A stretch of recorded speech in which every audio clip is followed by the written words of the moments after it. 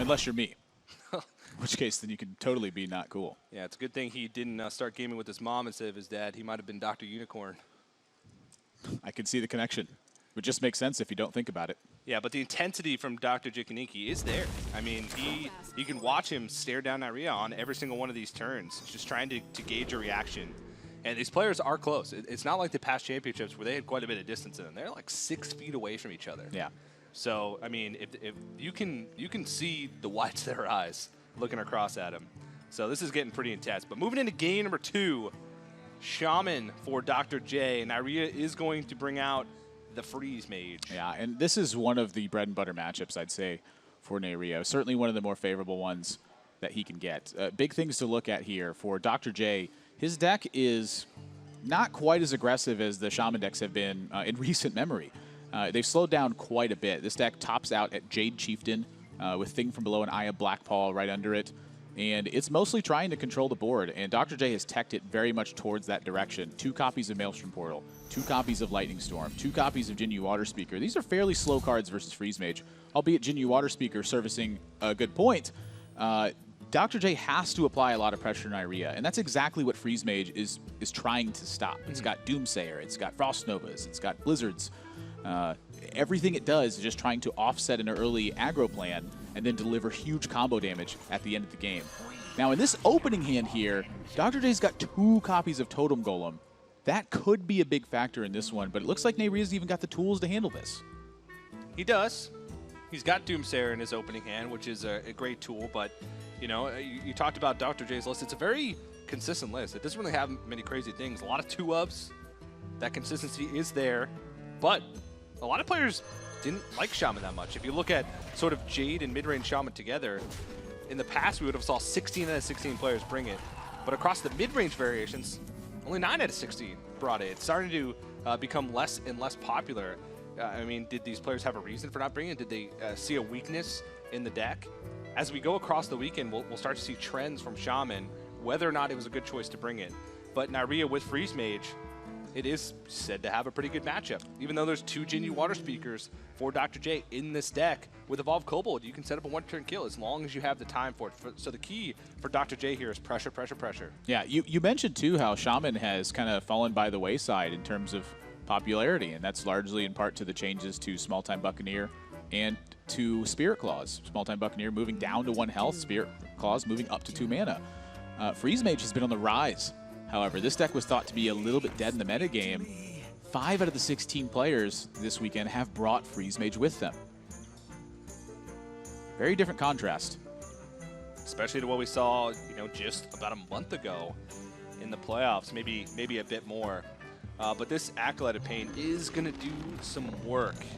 He's going to be able to get multiple draws off of it. DrJikininki, a lot of times you can even just afford to hex an Acolyte of Pain that's played on the board. Yeah, doesn't have one available to him, but it's certainly a reasonable play. Neirea drawing too many cards is going to put you in a spot where it's not working very well. I just want to say, Dr. J looks pretty comfortable up there on stage. It's really focused. Yeah, hyper-focused. That's a good thing. That's a really good thing, especially for a young player, and I say young as sort of, you know, his age within the scene, not his age in general. But trying to put himself on the map, also trying to put Americas on the map. You know, Europe has been said to be the strongest region by a lot of players. Even a lot of, you know, pro players from the Americas say that Europe's better. That's right. DrJikininki is coming in here representing the Americas playoff champ, so we'll see if he can get it done for his region. Interesting choice here from Neirea. Chooses to expend Fireball over Frostbolt and Hero Power. And while it's certainly a big overkill, Neirea is really thinking about his future turns. How does he set himself up in a spot where he can actually use his spells more flexibly? All those burn spells that are meant for combo damage can double as removal. And in this spot, he's favoring flexibility over more damage. Yeah, I really like that. You know, a lot of times when you play Evolved Kobold later, unless you get the juiciest Emperor of Thorsan alive, the Frostbolt you're going to be able to fit in much easier than the Fireball in the later stages of the game. A lot of times Fireball is used to set up or even threaten that lethal, force them to use their healing maybe before they want to in order to set things up. So that Frostbolt is definitely going to have a lot more flexibility as time goes on. And while Dr. J will most likely get a second draw from this Manatide Totem. I don't know if it's worth expending a Hexon if he's not developing a board behind it. Yeah, but he is going to go with the Totem Golem. I think protecting the Manatide here is very strong from Dr. J. From his perspective, Neirea doesn't have a direct way to kill it, so there's a chance it just keeps drawing for a long time. And then when he gets to add the Totem Golem alongside it, Neirea now has to make a big decision. Is he going to race for card draw and try to find big swing turns and big combo damage, or is he going to expend more burn and take care of this Manatide Totem? One Fireball's already been used. If he uses another Frostbolt, it means there's one of those left. You generally cannot use the second Frostbolt unless you're delivering lethal damage. Freeze Mage just nowadays, at least the standard list, don't have infinite damage. A lot of times in the past, they would run Archmage Tinnitus, and they could get that reduced. They could slap it on the board and get a bunch of fireballs. But now, the burn they have in their deck is the burn that they have for the game. So if you use too much damage early on, you may not be able to get through a Brand plus a Jinyu Water Speaker, or even just 2 Jinyu Water Speakers. Those cards can add up to a lot of healing, especially if you're not planning around it early on in the game, like around these stages for Neirea. So he's just going to leave it up, try to ping it down, and play his own game. He's going to draw his own cards. I mean, if he draws enough, he'll be able to kill Dr. J no matter how many cards he's drawn. That's a very good point, too. And Neirea is an excellent combo player. It's the style that he likes more than, I'd say, just about anything else, is to oftentimes play kind of wonky decks and try to get the job done there. He's very experienced with this deck. And when he's choosing to race for cards here, you know, frankly, I'm curious who's got the advantage in a spot like this, because if Dr. J can find his critical cards, has like a Brand Jinyu Water Speaker turn to get that double heal effect, that can really offset the burn plan that Neirea's on here. And so choosing to use this Lightning Storm, it's a card that's fairly dead in this matchup, just trying to get pressure rolling, and he's taking this opportunity to get a second Manatide Totem in play. So he is looking for his healing cards in this matchup, wants to make sure that burn is going to be a lot tougher for Neirea to pull off. Now, drawing cards is great, but I said at the beginning of the match, it's about the pressure. It doesn't matter how many cards you have in your hand if you can't play them in time before you die. Even through Jinyu Water Speakers, if you give the mage enough time, he will assemble enough cards to go for the one-turn kill. With Evolved Kobold, it's not that difficult when you've drawn this many cards. And there you can see Dr. J's run through the America's Winter Playoffs, defeating a lot of very strong players, including VLPS, Zalay, and Amnesiac, who Amnesiac's touted as being one of the best players in Americas, if not the entire world. Second Fireball expended for Neirea. And Dr. J is drawing lots of cards. There's really no shortage of pressure on Dr. J's side, and that's a key one right there. Jinyu Water Speaker will heal him for 6 when Neirea's going for those burst turns. But like you mentioned, looks like Neirea may be going on a single turn kill plan here. Now, Alex Straza, I'm certain, is slated for the near future if he's at all safe in that board position. Afterwards, though, when he sees the Jinyu Water Speaker, he's going to need some extra burn to get that job done. Playing Alex Straza a lot of times when you understand that your win condition is a one-turn kill is just to get a card out of your hand. You know that it's probably going to be dealt with. You know that your opponent's probably going to heal unless you have a strong read that they don't have those cards. But Dr. J's drawn a lot. So Alex Straza is probably going to be used in that situation as just a card to get out of his hand to make more room for burn. It's incredible how that works, but Frost Nova picked up. He's got a lot of time. He's got a lot of stall tools, but he still needs a couple of key cards. The stall tools, I think, are what's going to be a big difference here. Neirea's got Acolyte of Pain and Arcane Intellect in his hand alongside 2 Frost Novas and a Blizzard. That is a lot of extra time that he can buy. Dr. J has very little damage from hand in the deck. It usually requires board presence to get the job done. Frostbolt finally going to get used, and so Neirea clearly on the plan to draw probably his entire deck with the way that he's playing this game. He's saying, Dr. J, draw as many cards as you want. I don't think there's any way you can actually kill me. Yeah, you do have to sort of count damage. I know Neirea is a very player that relies on instinct a lot. He's played so many games, and we actually talked to him, and he said, you know, he doesn't even value tons of hours of practice. He plays a couple hours a day, jams some games, but a lot of times he just relies on that experience and the fact that he's played these decks so many times across the years to get him through matches. So sometimes he doesn't go for those little details, but Ice Block picked up. That's going to be a great tool for him. It buys him at least an additional turn at the very least, and he knows there's no Bloodlust in the list of Dr. J, so he can count the maximum amount of damage that Dr. J can deal. And that's exactly why he played Ice Barrier over the Frost Nova here, is the lack of that Bloodlust. Ice Block was the key card for Neirea, because if he's going to play an Alexstrasza, it's going to require him to be totally safe for an entire turn. Now that he's got that in play, and a second Ice Block to back that up, it is quite literally a matter of him drawing extra cards at this point. If he finds Emperor in the next 1 or 2 draws, this is going to be really tough for Dr. J to win, and it's already going to be fairly tough. Even if you look at the board state, you know, he's got all the minions in play, he's got a million cards in hand. It's the fact that he can't actually kill Neirea in the next couple turns. Especially since his board is just full. He may get into a situation where he can't even play enough cards to avoid overdrawing. He's going to play Aya here with no benefit from the Battle Cry. Or at least he's thinking about it. That's a tough spot. I don't know what I would do here. I really don't. And that's a big key you mentioned too. If his board's filled, he can't actually get a heal from Jinyu Water Speaker. And Neirea knows that.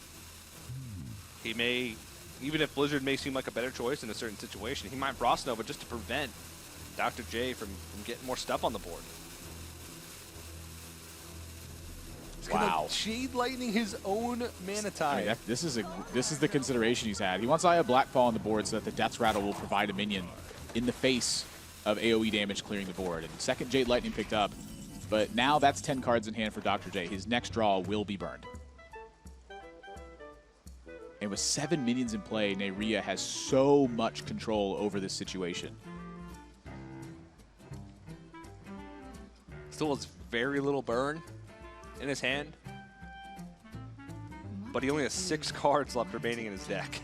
And Dr. J's only got 7. The 2 Mana Tides actually can become a liability at some point. If Neirea just needs a couple extra points of damage, Dr. J's quickly drawing towards that fatigue hit. So he's going to keep drawing, not really too much downside to it. Once you reach your entire deck, as long as you're not under too much pressure, he's got to consider what the burns look like too. I mean, if he's playing Acolyte using hero power, 5 mana left over, and 10 cards in hand. Oh, that's a big one. And he's got another Frost Nova for that as well. Neirea's, he's got this game so in his favor at this point. Now, one thing to note, though, is Neirea, if Dr. J attacks into this Acolyte Opinion, he'll go to 9 cards. The following turn, he'll actually discard. Yeah. Which, if he discards, he has a second Frostbolt. Second Frostbolt. That means all of a sudden that first Ice Lance sort of gets stranded. Actually, it just straight up gets stranded. I mean, it can help its old buddy there, the second Ice Lance. I mean, he just shook his head too. I wonder if he just realized that. Yeah, that's like, hang on, wait, is that the way I lose? And if that's the case, is that something Dr. J's thinking about? Does Dr. J think that the way he wins right now is by overdrawing Neirea? He's going to clean up his own Mana Tides so that he stops overdrawing. And he's going to attack into the Acolyte play. He spots it. Neirea's deck right now, the 3 cards, I believe are all burn spells. And a Blizzard. Uh-oh. There's Frostbolt. Oh, my. And Dr. J looks over at Neirea's reaction and gives him a little smile. Well, now this is really tricky. That's a lot of damage Neirea just lost. That's a pretty big oversight. I don't even know if Neirea thought that. It took him a while before we saw the reaction of him shaking his head, realizing that he was going to burn a card. Oh, he does not feel okay about this. And frankly, I wouldn't either. He just lost. In combination with the Kobold, he just lost 11 points of damage. And Emperor hit Forgotten Torch, but it did not hit either of the Roaring Torches. So his maximum damage is severely reduced. Yeah, he's gonna put the torches in the deck now and look for a single turn kill threat from hand. So with Kobold, if he had 2 Roaring Torches, that'd be 12 damage there, 4 more from Ice Lance, that'd be 16, and then 6 more from the total number of spells that are dealing damage with Kobold. So he is actually threatening lethal to some degree in this spot. He's hoping that he can either wait and draw those burn spells and kill Dr. J in 1 turn, or if he sees Jinyu Water Speaker, land an Alexstrasza. So this is also a really nice setup here for Neirea, who, with so few cards in his deck, is very likely to draw those burn spells. He does have time. That's the one thing that he does have going on his side here. Just a pass. And this is exactly what Neirea was accounting for as well. If he drew Doomsayer, that means he's got Blizzard Doomsayer to potentially buy himself even more time. Seen both hexes.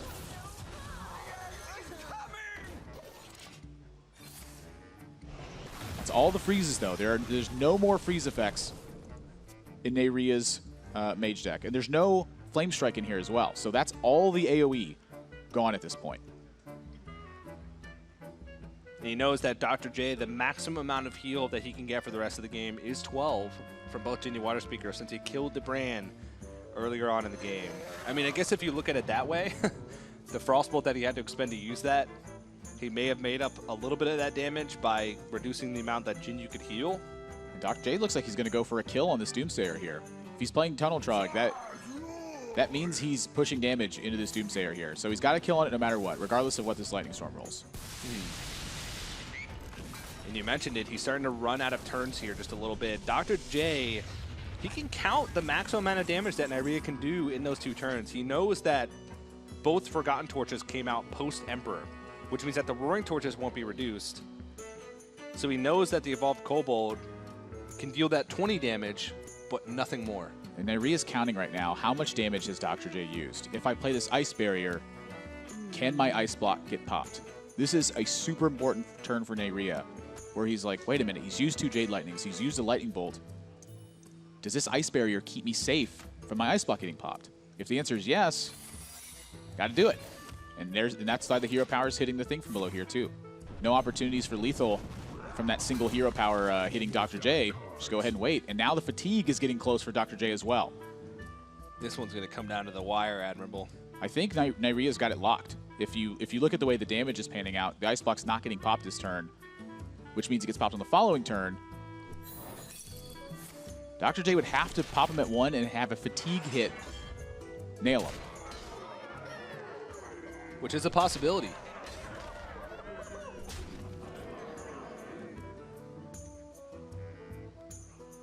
Is that something that you're accounting for now? Well, depending on what... He didn't attack with the Trog, so... Well, he's attacking now.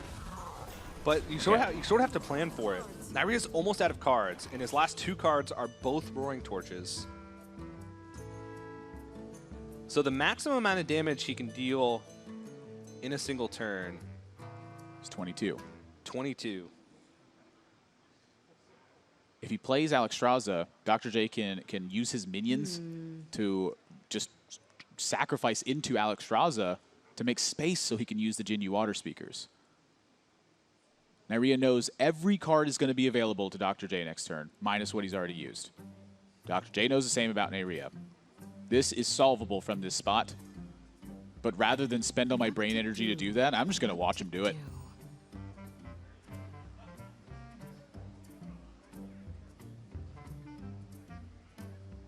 Neirea's last card being the other Roaring Torch was really brutal. He does have potential lethal next turn should Dr. J not heal. And he's trying to think through every possibility here. I don't think he can get there. He just doesn't have the damage to close. Yeah, he's going to ping face. He's going to hope that Dr. J does not realize how much damage he can deal. He can heal back up to 26, and then he's only going to take 1 point of fatigue, plus the 22 damage is going to come, so he'll be left at 3 health. Well, he can only gain 6 from here, but that's more than enough at this point. Yeah. 22 damage, I believe, is Neirea's reach. And next turn, he can even... He holds on to the Lightning Bolt here. He can Lightning Bolt one of his own minions to make room for a Jinyu Water Speaker should Neirea not play a minion. Well, Neirea's going to tick into fatigue. If he doesn't heal himself, he's just dead. He's got to kill Dr. J this following turn. Yeah. So he's just going to heal now. He's going to be like, I don't know if he can get me a 30, but if I forgot something, I want insurance. Yeah. Dr. J has got game 2 locked up. And there's the second Roaring Torch, and Neirea knows. You can see the look on his face. He's going to go ahead and ping himself off, and Dr. J takes a 2-0 lead. You can see he's feeling it, man. He is feeling it. I mean, that was really well played. The Mana Tides gave Dr. J so much gas to work with that it was a matter of just finding the ways the tools worked together. It quite literally had nothing to do with efficiency towards the end. and just simply about not dying. Once he saw the Frostbolt, that was a critical burn. It crushed the amount of damage that Neirea had in one turn, and that made him effectively unable to close that game at any point. Yeah, so a slight oversight by Neirea, and, you know, did that cost him the game? You know, he played the Acolyte of Pain, pinged it, realized through Dr. J's turn that maybe it was a mistake. We actually have that turn, so we can go ahead and bring it up here. So he plays the Acolyte of Pain, pings it off, goes to 9 cards. Maybe he just didn't realize that there was a Jade Claws up, because that on board is a way for Neirea to lose a card with 5 cards only left in his deck. One of those being a Frostbolt that's almost necessary for his win condition. His facial expression leads me to believe that he didn't account for it, but I think it's worth taking a risk to a certain degree. I mean, the Frostbolt's the only draw in his deck that he really gets punished on with the burn. So if he draws it in the opposite order, he's almost got the game locked. If the Frostbolt is any of the cards other than that next draw, he's got it locked. And if that's the case, that means that's just a high percentage play. He does need to